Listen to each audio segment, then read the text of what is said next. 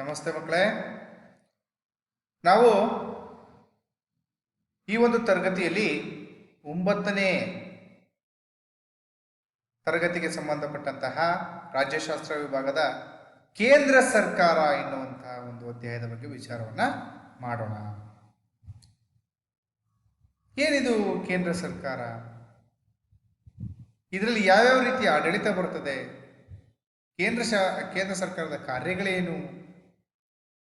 ಅಲ್ಲಿ ಯಾವ್ಯಾವ ರೀತಿ ವಿಭಜನೆಯಾಗಿರ್ತದೆ, ವಿಭಾಗಗಳಿರ್ತದೆ, ಯಾರ್ಯಾರು ಅಧಿಕಾರದಲ್ಲಿ ಇರ್ತಾರೆ, ಸೊ ಈ ಥರ ಎಲ್ಲ ಸಂಪೂರ್ಣ ಮಾಹಿತಿಗಳನ್ನು ನಾವು ಈ ಒಂದು ಅಧ್ಯಾಯದಲ್ಲಿ ಗಮನಿಸ್ಬೋದು ಮಕ್ಕಳೇ. ಸೊ ಹಾಗಾದರೆ ಏನೇನು ಮುಖ್ಯಾಂಶಗಳು ನಾವು ಈ ಒಂದು ಪಾಠದಲ್ಲಿ ಗಮನಿಸ್ಬೋದಾದ್ರೆ ನೋಡೋದಾದ್ರೆ ಇನ್ನು ಮುಖ್ಯವಾಗಿ ಕೇಂದ್ರ ಶಾಸಕಾಂಗದಲ್ಲಿನ ರಾಜ್ಯಸಭೆ ಲೋಕಸಭೆಯ ರಚನೆ, ಸದಸ್ಯತ್ವ ಮತ್ತು ಅರ್ಹತೆ ಮತ್ತು ಕಾರ್ಯಗಳು, ಇವುಗಳ ಬಗ್ಗೆ ತಿಳಿದುಕೊಳ್ತೇವೆ ನೋಡಿ. ಓಕೆ, ಈ ಅಂಶಗಳನ್ನು ತಿಳಿದುಕೊಳ್ತೇವೆ. ಎರಡನೇದು ಕೇಂದ್ರ ಕಾರ್ಯಾಂಗ. ಅಲ್ಲಿ ರಾಷ್ಟ್ರಪತಿಯವರ ಆಯ್ಕೆ, ಅರ್ಹತೆ ಮತ್ತು ಅಧಿಕಾರಗಳು ಅಂತ ಗಮನಿಸ್ಬೋದು. ಮೂರನೇದು ಪ್ರಧಾನಮಂತ್ರಿ ಅವರ ಅಧಿಕಾರ ಮತ್ತು ಕಾರ್ಯಗಳು. ಇವು ಪ್ರಧಾನವಾಗಿ ಈ ಒಂದು ಅಧ್ಯಾಯದಲ್ಲಿ ಬರ್ತವೆ. ಓಕೆ, ಸೊ ನೋಡಿ, ಈ ನಮ್ಮ ಪುಣ್ಯಭೂಮಿ ಭಾರತ ಆಡಳಿತಕ್ಕೋಗಿ ನಾವು ನೋಡ್ತಾ ಹೋದ್ರೆ ಇದು ಒಂದು ಅರೆ ಸಂಯುಕ್ತ ವ್ಯವಸ್ಥೆಯನ್ನು ಹೊಂದಿರತಕ್ಕಂಥ ಒಂದು ವ್ಯವಸ್ಥೆ ನಮ್ಮಲ್ಲಿದೆ. ಅರೆ ಸಂಯುಕ್ತ ಅಂದ್ರೆ ಏನು? ಕೂಡಿಕೊಂಡಿರುವಂತಹ. ಆದರೆ ನಮ್ಮ ಭಾರತ ಸರ್ಕಾರ ಏನಿದೆ ಇದು ಅರೆ ಸಂಯುಕ್ತ ರೀತಿಯ ವ್ಯವಸ್ಥೆ ಇದೆ. ಅರೆ ಅಂದ್ರೆ ಅರ್ಧಂಬರ್ಧ ಅನ್ನೋದಿರ್ತೀನಿ. ಅಂದ್ರೆ ಇಲ್ಲಿ ಕೆಲವನ್ನ ರಾಜ್ಯ ಸರ್ಕಾರ ನೋಡ್ಕೊಳ್ತದೆ, ಕೆಲವನ್ನ ಕೇಂದ್ರ ಸರ್ಕಾರ ನೋಡ್ತದೆ. ಹಾಗಾಗಿ ಎಲ್ಲವನ್ನೂ ಕೇಂದ್ರವೇ ನೋಡ್ಕೊಳ್ತಿಲ್ಲ, ಎಲ್ಲವನ್ನೂ ರಾಜ್ಯವೇ ನೋಡ್ಕೊಳ್ಳಿಕ್ಕೆ ಆಗ್ತಿಲ್ಲ. ಸೊ ಹಾಗಾಗಿ ಅರೆ ಸಂಯುಕ್ತ ರೀತಿಯ ವ್ಯವಸ್ಥೆಯನ್ನು ನಾವು ಇಲ್ಲಿ ಮುಖ್ಯವಾಗಿ ಗಮನಿಸ್ಬೋದಾಗ್ತದೆ. ಯಾಕೆ ಅಂದರೆ ಇದರಲ್ಲಿ ಹೆಚ್ಚಾಗಿ ಜಾಸ್ತಿ ಜವಾಬ್ದಾರಿ ಇರ್ತಕ್ಕಂಥದ್ದು ಯಾರಿಗೆ? ಯಾವ ಸರ್ಕಾರಕ್ಕೆ? ಎಸ್, ವೆರಿ ಗುಡ್, ಕೇಂದ್ರ ಸರ್ಕಾರಕ್ಕೆ. ಯಾಕಪ್ಪ ಅಂದರೆ ರಾಷ್ಟ್ರದ ಏಕತೆ, ಈ ಒಂದು ದೇಶಕ್ಕೆ ಸಂಬಂಧಪಟ್ಟಂತೆ ಆಡಳಿತವನ್ನು ನಡೆಸುತ್ತೆ ಅದು. ಹಾಗಾಗಿ ರಾಷ್ಟ್ರದ ಏಕತೆ, ಸುರಕ್ಷತೆಯ ದೃಷ್ಟಿಯಿಂದ ಸೊ ಇಲ್ಲಿ ಕೇಂದ್ರ ಸರ್ಕಾರವು ಹೆಚ್ಚು ರೀತಿಯ ಅಧಿಕಾರವನ್ನು ಒಳಗೊಂಡು ಅದು ಅಧಿಕಾರವನ್ನು ನಡೆಸುತ್ತೆ ಮಕ್ಕಳೇ. ಓಕೆ, ಏಕತೆ ಸುರಕ್ಷತೆಯ ದೃಷ್ಟಿಯಿಂದ ಅವುಗಳನ್ನು ನಾವು ಯಾವ ರೀತಿ ನಡೆಸುತ್ತೆ? ಸೊ ಅದಕ್ಕೆ ನೋಡಿ, ಉದಾಹರಣೆ ಮನುಷ್ಯ ಮೇಲೆ ನಾವು ಯಾವ ರೀತಿ ಕೆಲಸವನ್ನು ಮಾಡ್ತೀವಿ? ಅಂಗಾಂಗಗಳನ್ನು ಬಳಸಿಕೊಂಡು. ಹಾಗೆಯೇ ಸರ್ಕಾರವು ಕೂಡ ಕೆಲಸವನ್ನ ಕಾರ್ಯಗಳನ್ನು ಮಾಡಲಿಕ್ಕೋಸ್ಕರನೇ 3 ಅಂಗಗಳನ್ನು ರೂಪಿಸಿಕೊಂಡಿದೆ. ಅದರಲ್ಲಿ ಕೇಂದ್ರ ಕಾರ್ಯಾಂಗದಲ್ಲಿ ಕೇಂದ್ರ ಸರ್ಕಾರದಲ್ಲಿ 3 ಅಂಗಗಳನ್ನು ರೂಪಿಸಿಕೊಂಡಿದೆ. ಸೊ ಅಂಗಗಳು ನೋಡಿ, ಯಾವ ಗೊತ್ತಿದೆಯಾ? Very good. ಶಾಸಕಾಂಗ, ಕಾರ್ಯಾಂಗ ಮತ್ತು ನ್ಯಾಯಾಂಗಗಳ ಮೂಲಕ ಏನ್ ಮಾಡ್ತಾ ಬರ್ತದೆ? ಎಲ್ಲ ರೀತಿಯ ಒಂದು ಕೆಲಸ ಕಾರ್ಯಗಳನ್ನ ನಿಭಾಯಿಸುವಂತ ಕೆಲಸಗಳನ್ನ ಮಾಡ್ತದೆ ಮಕ್ಕಳೇ. ಓಕೆ ನೋಡಿ, ಇಲ್ಲಿ ಒಂದು ಸಂಬಂಧಪಟ್ಟಂತ ಪಟ್ಟಿಯನ್ನು ಗಮನಿಸ್ತಾ ಇದ್ದೀರಿ. ಕೇಂದ್ರ ಸರ್ಕಾರ, ಅದರಲ್ಲಿ ಶಾಸಕಾಂಗ, ಇದೊಂದು ಅಂಗಗಳು, 3 ಅಂಗಗಳು ಅಂತ ಕರಿತೀವಿ ನಾವು ಇದನ್ನು. ಶಾಸಕಾಂಗ, ಕಾರ್ಯಾಂಗ, ನ್ಯಾಯಾಂಗ. ಶಾಸಕಾಂಗ ಸಂಬಂಧಪಟ್ಟದ್ದು ಇಲ್ಲಿ ಮಂತ್ರಿಮಂಡಲ ಬಹುತೇಕವಾಗಿ ಎಲ್ಲ ಇರ್ತದೆ. ಇಲ್ಲಿ ಕಾರ್ಯಾಂಗ ಕೆಲಸ ಕಾರ್ಯಗಳು ಸಂಬಂಧಪಡುತ್ತೆ. ಇದು ನ್ಯಾಯಾಂಗ ಪ್ರತ್ಯೇಕವಾಗಿ ಕೆಲಸವನ್ನು ಮಾಡುತ್ತೆ, ನ್ಯಾಯವನ್ನು ಕೊಡುವಂಥ ಕೆಲಸವನ್ನು ಮಾಡುತ್ತೆ. ಈಗ ನಾವು ಸಂಸತ್ತು ಅನ್ನೋದು ತಿಳ್ಕೊಂಡು, ಏನು ಸಂಸತ್ತು? ನೋಡಿ, ನಮ್ಮ ಇಡೀ ಭಾರತ ಸಂಸದೀಯ ಮಾದರಿಯ ಸರ್ಕಾರವನ್ನು ಹೊಂದಿರತಕ್ಕಂಥದ್ದು. ಅರ್ಥ ಆಗ್ತಿದೆಯಲ್ಲ? ಈ ಕೇಂದ್ರ ಶಾಸಕಾಂಗದಲ್ಲಿ ಬರ್ತಕ್ಕಂಥದ್ದು, ಇದರಲ್ಲಿ ಶಾಸಕಾಂಗದಲ್ಲಿ ಹೇಳ್ತಾ ಇದ್ದೀನಿ. ಕೇಂದ್ರ ಶಾಸಕಾಂಗವನ್ನು ನಾವು ಸಂಸತ್ತು ಅಂತ ಕರಿತೀವಿ. ಕೇಂದ್ರ ಶಾಸಕಾಂಗವನ್ನು ನಾವು ಕರಿತೀವಿ ಸಂಸತ್ತು ಅಂತೇಳಿ ನಾವು ಕರಿತೀವಿ. ಇದು ನಮ್ಮ ಸಂವಿಧಾನದ 79ನೆಯ ವಿಧಿಯು ಸಂಸತ್ತಿನ ರಚನೆಗೆ ಅವಕಾಶವನ್ನು ಮಾಡಿಕೊಟ್ಟಿರ್ತಕ್ಕಂಥದ್ದು. ಇದನ್ನು ನಾವು ಶಾಸಕಾಂಗವನ್ನು ನಾವು ಸಂಸತ್ತು ಅಂತ ಕರಿತೀವಿ. ಯಾಕೆಂದ್ರೆ ಬಹುತೇಕವಾಗಿ ಮಂತ್ರಿಮಂಡಲ ಕಂಡು ಬರ್ತಕ್ಕಂಥದ್ದೇ ಈ ಒಂದು ಶಾಸಕಾಂಗದಲ್ಲಿ. ಓಕೆ, ಅಲ್ಲಿ ಮಂತ್ರಿಮಂಡಲ, ರಾಜ್ಯಸಭೆ ಮತ್ತು ಲೋಕಸಭೆ ಮತ್ತು ಪ್ರಧಾನಮಂತ್ರಿಯನ್ನೊಳಗೊಂಡಂಥ ಮಂತ್ರಿಮಂಡಲ ಬಹುತೇಕವಾಗಿ ಇದರಲ್ಲಿ ಶಾಸಕಾಂಗದಲ್ಲಿ ಕಂಡು ಬರ್ತವೆ. ಅದಕ್ಕಾಗಿ ನಾವು ಕೇಂದ್ರ ಶಾಸಕಾಂಗವನ್ನು ನಾವು ಸಂಸತ್ತು ಅಂತ ಕರಿತೀವಿ. ಎಲ್ಲರೂ ಇರ್ತಾರಲ್ವ, ಸೊ ಹಾಗಾಗಿ ಆ ಹಿನ್ನೆಲೆಯಲ್ಲಿ ಸಂಸತ್ತು ಅಂತೇಳಿ ಅದನ್ನು ಕರಿತೀವಿ. ಇದನ್ನು ಎಷ್ಟನೇ ವಿಧಿ ಪ್ರಕಾರ ನೆನ್ಪಿಟ್ಕೋಬೇಕು? 79ನೇ ವಿಧಿ ಪ್ರಕಾರ ಅವಕಾಶವನ್ನು ಮಾಡಿಕೊಟ್ಟಿದ್ದೀವಿ. ನೋಡಿ, ಸಂಸತ್ತು ಅಂದರೆ ಇಲ್ಲಿ ಕೊಟ್ಟಿದ್ದಾರೆ ನೋಡಿ, ರಾಜ್ಯಸಭೆ, ಲೋಕಸಭೆ, ಸಂಸತ್ತು. ಓಕೆ, ಯಾಕಂದ್ರೆ ಸಂಸತ್ತು ಏನಿದೆಯಲ್ಲ ಇದು ದ್ವಿಸದನ ಪದ್ಧತಿಯನ್ನು ಒಳಗೊಂಡಿರ್ತಕ್ಕಂಥದ್ದು. ನಾನು ಆಗ್ಲೇ ಹೇಳಿದೆ, ಇಲ್ಲಿ ಶಾಸಕಾಂಗ ಸಂಸತ್ತು ಅಂದರೆ ಅಲ್ಲಿ ಲೋಕಸಭೆ ರಾಜ್ಯಸಭೆ ಎರಡೂ ಇರ್ತಾರೆ ಅಂತ ಹೇಳಿದ್ದೆ ನಾನು. ಹಾಗಾಗಿ ಸಂಸತ್ತು ಇದು ದ್ವಿಸದನ ಪದ್ಧತಿಯನ್ನು ಒಳಗೊಂಡಿರ್ತಕ್ಕಂಥ ಸದನ ಅಂದರೆ ಒಂದು ಭಾಗಗಳಿದ್ದ ಹಾಗೆ ಸದನ ಪದ್ಧತಿಯನ್ನು ಒಳಗೊಂಡಿರ್ತದೆ. ಯಾವುದು ಈ ಸಂಸತ್ತು. ಅದನ್ನ ನೋಡಿ, ಅದರಲ್ಲಿ ಯಾವ ಎರಡು ಸದನಗಳು ಇಲ್ಲಿ ಕಾಣ್ತಿದ್ವಲ್ಲ, ರಾಜ್ಯಸಭೆ ಮತ್ತು ಲೋಕಸಭೆ. ಈ ಮೇಲ್ಮನೆಯನ್ನ ನಾವು ರಾಜ್ಯಸಭೆ ಅಂತ ಕರಿತೀವಿ, ಇದನ್ನ ರಾಜ್ಯಸಭೆ ಅಂತ ಕರಿತೀವಿ. ಕೆಳಮನೆಯನ್ನು ಲೋಕಸಭೆ ಅಂತೇಳಿ ಕರಿತೀವಿ. ಲೋಕಸಭೆಯನ್ನು ನಾವು ಕೆಳಮನೆ ಅಂತೀವಿ, ಮೇಲ್ಮನೆಯನ್ನ ನಾವೇನು ಕರಿತೀವಿ, ರಾಜ್ಯಸಭೆ ಅಂತೇಳಿ ನಾವು ಕರಿತೀವಿ ಮಕ್ಕಳೇ. ಓಕೆ, ಇದು ನೆನ್ಪಿಟ್ಕೋಬೇಕು, ವೆರಿ ಇಂಪಾರ್ಟೆಂಟ್, ನೆನ್ಪಿಟ್ಕೋಬೇಕು. ಸೊ ಈ ರಾಜ್ಯಸಭೆಯ ರಚನೆಯನ್ನು ಯಾವ ರೀತಿ ಮಾಡ್ತಾರೆ, ಯಾವ ರೀತಿ ಇರುತ್ತೆ ಅನ್ನುವಂಥದ್ದು. ರಾಜ್ಯಸಭೆ ಒಟ್ಟು 250 ಸದಸ್ಯರನ್ನ ಒಳಗೊಂಡಿರ್ತಕ್ಕಂಥ ಒಂದು ದೊಡ್ಡ ಕುಟುಂಬ, ಒಂದು ರೀತಿ ಭಾಗ ಅಂತ ಹೇಳ್ಬೋದು. ಸೊ ಅದರಲ್ಲಿ 238 ಸದಸ್ಯರು ರಾಜ್ಯ ಮತ್ತು ಕೇಂದ್ರಾಡಳಿತ ಪ್ರದೇಶಗಳು, ಗೊತ್ತಿದೆಯಲ್ಲ ಕೇಂದ್ರಾಡಳಿತ ಪ್ರದೇಶಗಳು. ಸೊ ಈ ಕೇಂದ್ರಾಡಳಿತ ಪ್ರದೇಶಗಳು ಮತ್ತು ಇಡೀ ಒಟ್ಟು ರಾಜ್ಯಗಳು, ಅಲ್ಲಿ ಬರ್ತಕ್ಕಂಥ ಎಲ್ಲ ಪ್ರದೇಶಗಳ ವಿಧಾನಸಭಾ ಸದಸ್ಯರಿಂದ ಏನಾಗ್ತಾರೆ, ಆಯ್ಕೆ ಆಗಿರ್ತಾರೆ. ಎಷ್ಟು ಜನ? 238 ಜನ ಅಲ್ರಿ. ಅದು ವೋಟಿಂಗ್ ಮಾಡಿಸ್ತಾರೆ, MLA ಎಲೆಕ್ಷನ್ಸ್ ಅಂತ ಕರಿತೀವಲ್ರಿ, ಬಹುತೇಕವಾಗಿ ಅದು. ಸೊ ಇಲ್ಲಿ ಬಹುತೇಕವಾಗಿ ಇಲ್ಲಿ ವಿಧಾನಸಭಾ ಸದಸ್ಯರಿಂದ ಏನ್ ಮಾಡ್ತಾರೆ, ಆಯ್ಕೆ ಆಗಿರ್ತಾರೆ. ಇನ್ನುಳಿದಂತ ಎಷ್ಟು? 12 ಜನ ಸದಸ್ಯರು. ಎಷ್ಟು ಜನ? 12 ಜನ. ಅವರು ಸಾಹಿತ್ಯ ಕ್ಷೇತ್ರದಿಂದ, ಕಲೆಯ ಕ್ಷೇತ್ರದಿಂದ, ವಿಜ್ಞಾನ ಕ್ಷೇತ್ರದಿಂದ ಮತ್ತು ಸಮಾಜ ಸೇವೆಯಲ್ಲಿ ಯಾರು ಪ್ರಸಿದ್ಧಿಯನ್ನ ಮಾಡಿರ್ತಾರೆ, ಒಂದು ಉತ್ತಮ ಒಂದು ಕೃಷಿಯನ್ನ ಮಾಡಿರ್ತಾರೆ. ಸೊ ಅಂಥವರಿಗೆ, ಅನುಭವ ಇರ್ತಕ್ಕಂಥವರಿಗೆ ಏನು ಮಾಡ್ತಾರೆ, ರಾಷ್ಟ್ರಪತಿಗಳು ಅವರನ್ನು ಆಯ್ಕೆ ಮಾಡಿ ನಾಮಕರಣವನ್ನು ಮಾಡ್ತಾರೆ. ಸೊ 238 ಪ್ಲಸ್ 12 ಎಷ್ಟಾಯ್ತು ಅಲ್ಲಿಗೆ? 250.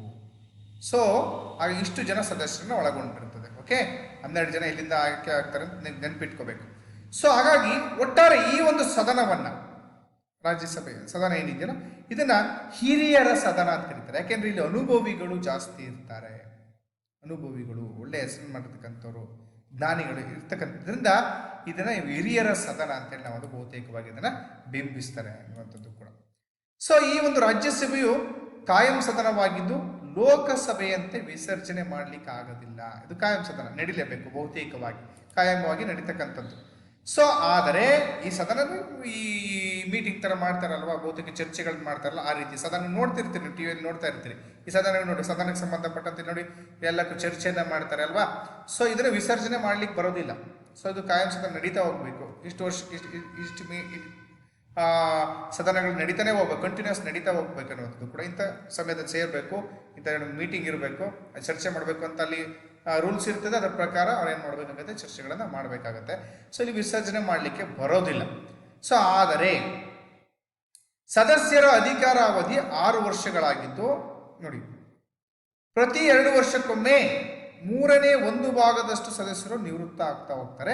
ಮತ್ತು ಅಷ್ಟೇ ಜನ ಸದಸ್ಯರು ಕೂಡ ಏನಾಗ್ತಾರೆ, ಆ ಒಂದು ನಿವೃತ್ತಿ ಆದಂಥ ಒಂದು ಪ್ಲೇಸ್ ಏನಿದೆಯಲ್ಲ, ಆ ಪ್ಲೇಸ್ಗೆ ಮತ್ತೆ 6 ಜನ, ಈಗ 6 ಜನ, ಎಷ್ಟು ಜನ ನಿವೃತ್ತಿ ಆಗ್ತಾರೋ ಅಷ್ಟು ಜನ ಏನಾಗ್ತಾರೆ, ಆಯ್ಕೆ ಆಗ್ತಾರೆ. ಅದನ್ನು ಫುಲ್ಫಿಲ್ ಮಾಡ್ಕೊಳ್ತಾರೆ ಬಹುತೇಕವಾಗಿ. 6 ವರ್ಷ ಅವ್ರಿಗೆ ಅಧಿಕಾರಾವಧಿ ಇರ್ತದೆ. ಅದು ಮುಗಿದ ತಕ್ಷಣ ಅವರು ರಿಟೈರ್ಮೆಂಟ್ ಕೊಟ್ಕೋಬೇಕು. ಸೊ ಅವ್ರಿಗೆ ಅದಾದ ತಕ್ಷಣ ಅವರ ಪ್ಲೇಸ್ಗೆ ಎಷ್ಟು ಜನ ಅಲ್ಲಿ ನಿವೃತ್ತಿ ಆಗಿರ್ತಾರೆ, ಸೊ ಅವ್ರ ಪ್ಲೇಸ್ಗೆ ಅಷ್ಟೇ ಜನ ಏನಾಗ್ತಾರೆ, ಮತ್ತೆ ಮರು ಆಯ್ಕೆ ಆಗ್ತಾರೆ. ಬಟ್ ಇದು ನೋಡಿ, ನೆನಪಿಟ್ಕೋಬೇಕು, ಇದು ಯಾವುದೇ ರೀತಿಯಲ್ಲಿ ಲೋಕಸಭೆಯಂತೆ ವಿಸರ್ಜನೆ ಮಾಡಲಿಕ್ಕೆ ಇದು ಬರೋದಿಲ್ಲ. ಇದು ಯಾಕೆಂದ್ರೆ ಅಲ್ಲಿ ಸಂಪೂರ್ಣವಾದಂಥ ಚರ್ಚೆಗಳು ನಡೀತಾ ಹೋಗಬೇಕು. ನೋಡಿ, ಸದಸ್ಯರು ತಮ್ಮ ಸ್ಥಾನದಲ್ಲಿ ಮುಂದುವರಿಯಲು ಇಷ್ಟವಿಲ್ಲದಿದ್ದರೆ, ಒಂದು ಪಕ್ಷ ಏನೋ ಅನಾರೋಗ್ಯದ ಕಾರಣನೋ ಅಥವಾ ಕೆಲಸದ ಒತ್ತಡನೋ ಅಥವಾ ಸ್ವಹಿತಾಸಕ್ತಿಯಿಂದನೇ ಏನೋ ಕೆಲಸದಲ್ಲಿ ಮುಂದುವರಿಯಕ್ಕೆ ಆಗಲಿಲ್ಲ ಅಂದರೆ, ಸಭಾಧ್ಯಕ್ಷರು ಅಂತ ಕರಿತೀವಲ್ಲ, ಸ್ಪೀಕರ್ಸ್ ಅಂತ ಕರಿತೀವಲ್ಲ ನಾವಲ್ಲಿ, ಅಲ್ಲಿ ಇರ್ತಾರಲ್ಲ ನೋಡಿ, ಮಾತಾಡ್ತಿರ್ತಾರೆ, ಚೇರ್ಮನ್ ಕೂತ್ಕೊಂಡು ನೋಡಿದಿಲ್ವಾ ಮಕ್ಕಳೇ, ಆ ಸಭಾಧ್ಯಕ್ಷರಿಗೆ ಅವ್ರು ಏನು ಮಾಡಬೇಕು, ರಾಜೀನಾಮೆಯನ್ನು ಕೊಡಬೇಕಾಗುತ್ತೆ. ಅದನ್ನು ಅವರು ಕೂಲಂಕುಷವಾಗಿ ಪರಿಶೀಲನೆ ಮಾಡಿ ಅದಕ್ಕೆ ಸಮ್ಮತಿಯನ್ನು ಸೂಚಿಸ್ತಾರೆ. ಓಕೆ. ಸೊ ಹಾಗಾದ್ರೆ ಈ ರಾಜ್ಯಸಭೆಯನ್ನ ಸದಸ್ಯರಾಗ್ಲಿಕ್ಕೆ ಇರಬೇಕಾದಂಥ ಅರ್ಹತೆಗಳೇನು, ಎಲ್ಲ ಇಂಪಾರ್ಟೆಂಟ್ ನೋಡಿ. 2 ಮಾರ್ಕ್ಸ್ 3 ಮಾರ್ಕ್ಸ್ ಕೇಳ್ತಾರೆ, ವೆರಿ ಇಂಪಾರ್ಟೆಂಟ್. ಏನು ಅರ್ಹತೆಗಳು ಬೇಕು ರಾಜ್ಯಸಭೆಯ ಸದಸ್ಯರು? ಮೊದಲು ಏನಾಗಿರ್ಬೇಕು, ಭಾರತದ ಪ್ರಜೆ ಆಗಿರ್ಬೇಕು. ಅವನು ವ್ಯಕ್ತಿ ಭಾರತದಲ್ಲಿ ಅದು ಇದನ್ನಾಗಿರ್ಬೇಕು, ಅವನು ಪ್ರಜೆಯಾಗಿ ಅಲ್ಲಿ ಕೈಗೊಂಡಿರ್ಬೇಕಾಗ್ತದೆ, ಪ್ರಜೆ ಆಗಿರ್ಬೇಕು ಉತ್ತಮವಾಗಿ. ಓಕೆ. 2ನೇದು, ಕನಿಷ್ಠ 30 ವರ್ಷ ವಯೋಮಿತಿಯನ್ನ ಹೊಂದಿರಬೇಕು. ಎಷ್ಟು ವರ್ಷ? 30 ವರ್ಷ. 30 ವರ್ಷ ನೀವು ಕಂಪಲ್ಸರಿ ಆಗಿರ್ಬೇಕು. ಆಮೇಲೆ ನ್ಯಾಯಾಂಗದ ಶಿಕ್ಷೆಗೆ ಒಳಗಾಗಿರ್ಬೋದು. ಅವನ ಮೇಲೆ ಯಾವುದೇ ರೀತಿಯ ಕೇಸ್ಗಳು ಕೂಡ ಇರಬಾರ್ದು, ಇದ್ರೆ ಅದಕ್ಕೆ ಅರ್ಹತೆ ಇರೋದಿಲ್ಲ.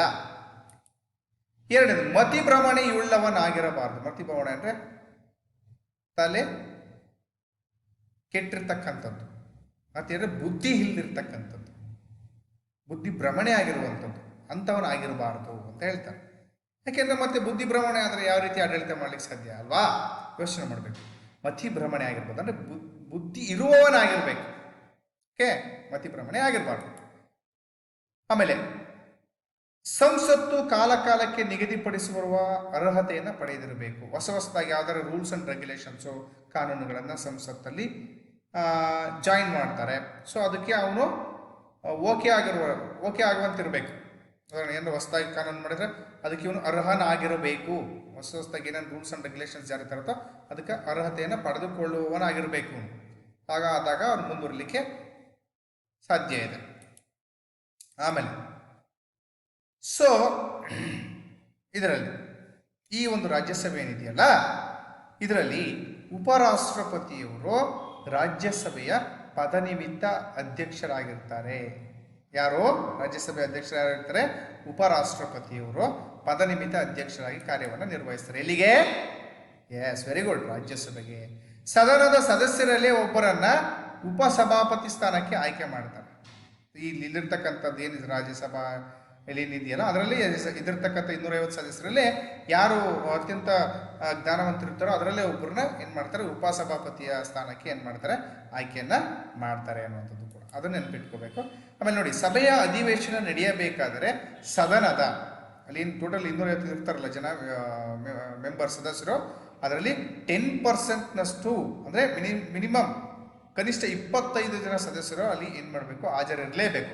ಒಂದು ಪಕ್ಷ 25ಕ್ಕಿಂತ ಕಡಿಮೆ ಇದ್ದರೆ ಅವತ್ತಿನ ಆ ಸಭೆ ನಡೆಯೋದಕ್ಕೆ ಸಾಧ್ಯ ಇಲ್ಲ. ಮಿನಿಮಮ್ ಎಲ್ಲರೂ ಕೂಡ ಮಿನಿಮಮ್ 250ರಲ್ಲಿ ಮಿನಿಮಮ್ 25%, 10% ಅಂದರೆ 25 ಬರ್ತದೆ ಆಲ್ಮೋಸ್ಟ್ ಅಲ್ಲ. ಆ 25 ಜನ ಸದಸ್ಯರು ಏನು ಮಾಡಬೇಕಾಗತ್ತೆ, ಅಲ್ಲಿ ಹಾಜರಿರಲೇಬೇಕಾಗತ್ತೆ. ಒಂದು ಅಧಿವೇಶನಕ್ಕೂ ಮತ್ತೊಂದು ಅಧಿವೇಶನಕ್ಕೂ ಗರಿಷ್ಠ ಅಂದರೆ ಹೇಳಿದ್ದೆ ನಾನು 6 ತಿಂಗಳ ಅಂತರ ಮೀರಬಾರ್ದು. 6 ತಿಂಗಳೊಳಗೆ ಒಂದೊಂದು ಅಧಿವೇಶನ ಮಾಡಲೇಬೇಕು ಕಂಪಲ್ಸರಿ. ನಾನು ಆಗಲೇ ಹೇಳಿದೆ, ಯಾವ ಮಾಡ್ದಂಗೆ ವಿಸರ್ಜನೆ ಮಾಡ್ಲಿಕ್ಕೆ ಆಗೋದಿಲ್ಲ, ಅದನ್ನು ಮುಂದೂಡ್ಲಿಕ್ಕೂ ಆಗೋದಿಲ್ಲ. ಮಿನಿಮಮ್ 6 ತಿಂಗಳ ಒಳಗಾಗಿ ಒಂದೊಂದು ಅಧಿವೇಶನವನ್ನು ನಡೆಸಲೇಬೇಕು. ಅಲ್ಲಿ ದೇಶದ ಒಳಿತಿನ ಚರ್ಚೆಗಳನ್ನು ಮಾಡಬೇಕು. ಅದನ್ನು ಅವ್ರು ಮಾಡ್ತಾರೆ. ಓಕೆ, ಈ ರೀತಿಯ ರೂಲ್ಸ್ ಅಂಡ್ ರೆಗ್ಯುಲೇಷನ್ಗಳನ್ನು ನಾವು ಈ ರಾಜ್ಯಸಭೆಯಲ್ಲಿ ಕಾಣ್ಬೋದಾಗತ್ತೆ. ಓಕೆ, ಇದರಲ್ಲಿ ಏನು ಡೌಟ್ಸ್ ಇಲ್ಲ ಅನ್ಕೋತೀನಿ ಮಕ್ಕಳೇ. ಸೊ ಮುಂದೆ ಹೋಗೋಣ. ಸೊ ನೆಕ್ಸ್ಟ್ ನಾವು ಲೋಕಸಭೆ. ಓಕೆ ಅಲ್ವಾ, ಏನ್ ಕರಿತೀವಿ ನಾವು ಲೋಕಸಭೆಯನ್ನ? Yes, very good. ಲೋಕಸಭಾ ಸದಸ್ಯರು ಜನರಿಂದ ನೇರವಾಗಿ ಆಯ್ಕೆಯಾಗುವುದರಿಂದ ಇದನ್ನ ಜನತಾ ಸದನ ಎಂದು ಕರೆಯುತ್ತಾರೆ. ಓಕೆ, ಜನರಿಂದ ನಾವು ಏನ್ ಮಾಡ್ತೀವಿ, ಓಟನ್ನು ಮಾಡಿ ಅವರಿಗೆ ಗೆಲುವನ್ನು ಮಾಡಲಿಕ್ಕೆ ಅನುಕೂಲ ಮಾಡಿಕೊಡ್ತೀವಿ. ಅದಲ್ಲ, ನಾವೇ ಓಟ್ ಮಾಡ್ತಕ್ಕಂಥದ್ದು, ನಾವೇ ಅವ್ರನ್ನ ಆಯ್ಕೆ ಮಾಡ್ಕೊಳ್ತಕ್ಕಂಥದ್ದು. ಸೊ ಹಾಗಾಗಿ ಇದನ್ನು ನಾವು ಜನತಾ ಸದನ ಅಂತ ಕರಿತೀವಿ. ನೆನ್ಪಿಟ್ಕೋಬೇಕು. ಯಾಕೆ ಜನತಾ ಸದನ ಅಂದರೆ ಜನರಿಂದ ನೇರವಾಗಿ ಆಯ್ಕೆ ಆಗುವಂಥದ್ರಿಂದ ಇದನ್ನು ಜನತಾ ಸದನ ಅಂತೇಳಿ ನಾವು ಇದನ್ನು ಕರೀತಾರೆ ಮಕ್ಕಳೇ. ಓಕೆ, ಆಮೇಲೆ ಪ್ರಸ್ತುತ ಒಟ್ಟು ಸದಸ್ಯರ ಸಂಖ್ಯೆ ಅದರಲ್ಲಿ 250 ಇತ್ತು, ಇದರಲ್ಲಿ 545 ಇದೆ. ಅದರಲ್ಲಿ 543 ಜನ ಸದಸ್ಯರು ಸಾರ್ವತ್ರಿಕ ಚುನಾವಣೆಗಳಲ್ಲಿ ಆಯ್ಕೆ ಆಗ್ತಾರೆ. ಸೊ ಚುನಾವಣೆಗಳನ್ನು ನಡೆಸಿ ಅದರ ಮೂಲಕ ಗೆದ್ದು ಬರ್ತಾರೆ. ಇನ್ನುಳಿದಂಥ ಎಷ್ಟು ಜನ? ಇಬ್ರು. ಓಕೆ, ಅವ್ರನ್ನ ನಾವು ಆಂಗ್ಲೋ ಇಂಡಿಯನ್ನರು ಅಂತ ಕರಿತೀವಿ. ನಾವು ಏನು ಕರಿತೀವಿ? ಆಂಗ್ಲೋ ಇಂಡಿಯನ್ನರು ಅಂತ. ಅಂದರೆ ಬೇರೆ ದೇಶದಿಂದ ಬಂದ್ಬಿಟ್ಟು ಇಲ್ಲಿಯ ಒಂದು ಪ್ರಜೆಯಾಗಿ ಅವ್ರೇನಾಗಿರ್ತಾರೆ ಇರ್ತಕ್ಕಂಥ ಆಂಗ್ಲೋ ಇಂಡಿಯನ್ನರನ್ನ ಸದಸ್ಯರನ್ನಾಗಿ ರಾಷ್ಟ್ರಪತಿಗಳು ನಾಮಕ ಮಾಡ್ತಾರೆ. ಯಾಕೆಂದ್ರೆ ನಾವು ಅವ್ರಿಗೂ ಒಂದು ವ್ಯಾಲ್ಯೂಸ್ ಕೊಟ್ಟಿದ್ದೀವಿ ಅನ್ನುವಂಥದ್ದು ಗೊತ್ತಿರಲಿಲ್ಲ. ಸೊ ಈ ಆಂಗ್ಲೋ ಇಂಡಿಯನ್ಸ್ ಇಬ್ಬರು ಇರ್ತಾರೆ ಬಹುತೇಕವಾಗಿ. ಸೊ ಅವ್ರನ್ನ ಸೇರಿದ್ರೆ ಒಟ್ಟಿಗೆ 545 ಜನ ಸದಸ್ಯರನ್ನ ನಾವು ಗಮನಿಸ್ಬೋದಾಗ್ತದೆ. ಎಲ್ಲಿ? ಲೋಕಸಭೆಯಲ್ಲಿ. ಓಕೆ ನೋಡಿ, ಅದರಲ್ಲೂ ಪರಿಶಿಷ್ಟ ಜಾತಿಯವರಿಗೆ 79 ಸ್ಥಾನಗಳಿರ್ತದೆ ಮತ್ತು ಪರಿಶಿಷ್ಟ ಪಂಗಡವರಿಗೆ 41 ಸ್ಥಾನಗಳನ್ನು ಮೀಸಲಾಗಿಡಲಾಗಿದೆ. ಸೊ ಅದರ ಪ್ರಕಾರ ಅವರಿಗೆ ಸೀಟ್ಗಳು ಸಿಗ್ತದೆ ನೋಡಿ. 79-41 ಸೀಟ್ಗಳು ಅವರಿಗೆ ಇರ್ತದೆ. ಓಕೆ, ಈ ಲೋಕಸಭೆಯ ಅಧಿಕಾರಾವಧಿ 5 ವರ್ಷ ಆಗಿರ್ತದೆ. ಅವಾಗ ಅವಧಿ ಮುಗಿಯೋದಕ್ಕಿಂತ ಮುಂಚೆನೆ ಪ್ರಧಾನಿ ಸಲಹೆ ಮೇರೆಗೆ ರಾಷ್ಟ್ರಪತಿಗಳು ಲೋಕಸಭೆಯನ್ನು ವಿಸರ್ಜನೆ ಮಾಡ್ಬೋದು. ಯಾರ ಸಲಹೆ ಮೇರೆಗೆ? ಪ್ರಧಾನಿ ಸಲಹೆ ಮೇರೆಗೆ ರಾಷ್ಟ್ರಪತಿಗಳು ಲೋಕಸಭೆ ವಿಸರ್ಜನೆಯನ್ನು ಕೂಡ ಮಾಡಬಹುದು. ಅದೇ ನೀವು ರಾಜ್ಯಸಭೆಯಲ್ಲಿ ವಿಸರ್ಜನೆ ಮಾಡ್ಲಿಕ್ಕಾಗಲ್ಲ, ಇಲ್ಲಿ ವಿಸರ್ಜನೆಯನ್ನ ಮಾಡಬಹುದು ಮಕ್ಕಳೇ. ಅದಕ್ಕೆ ಸಲಹೆ ಏನಾದ್ರು ಪ್ರಾಬ್ಲಮ್ಸ್ಗಳು ಸಮಸ್ಯೆಗಳಿದ್ದಾಗ ವಿಸರ್ಜನೆ ಮಾಡ್ತಾರೆ. ಇಷ್ಟು